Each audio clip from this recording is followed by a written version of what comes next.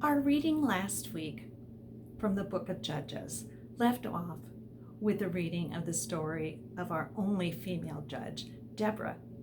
This week, we begin in chapter 5 with the reading of the Song of Deborah, possibly composed by herself and Barak. It sets to music the story of Israel's great victory recounted in chapter 4. This victory song was accompanied by joyful celebration. It proclaimed God's greatness by giving him credit for the victory. This song reveals some truths about our spiritual warfare in this world.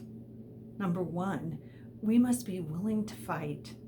Number 2, know that the Lord goes before us. Number 3, do not let others discourage us.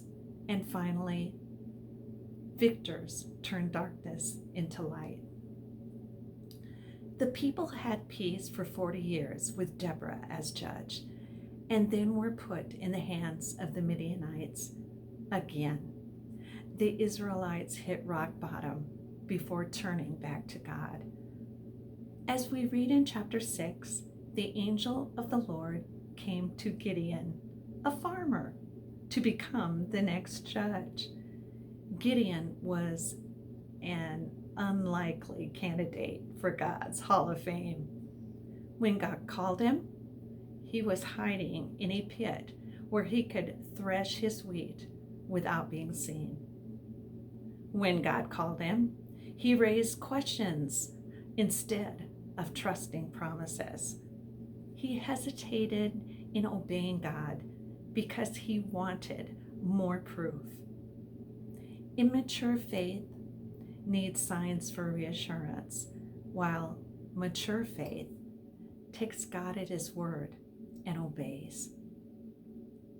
However, God saw the potential in Gideon and even called him a mighty man of valor. You will discover how mighty he and his men were in chapter 7. You will see how large the enemy was. However, it was of no concern because Gideon had sought the Lord and knew he was on his side. Like Joshua, Gideon worshiped God before going to battle, for he knew the source of his power. God uses weak weapons to defeat a great host, because Gideon and his men were living by faith. Chapter 8 continues with the life of Judge Gideon with some of his mistakes, his successful actions, and then his downfall. After Gideon's rise to power, he seemed to have become carried away with his accumulation of wealth. Eventually, it led the Israelites to idolatry once again. Abimelech is the main character in the final chapter read for the week. He was the son of Gideon and his father's concubine, which created much tension between him and Gideon's 70 other sons. Gideon was a leader called of God, but Abimelech appointed himself and murdered his own brothers to become the leader. The youngest of the brothers, Jotham, hid, and his life was spared. Jotham shares a parable in this chapter in order to help the people set good priorities.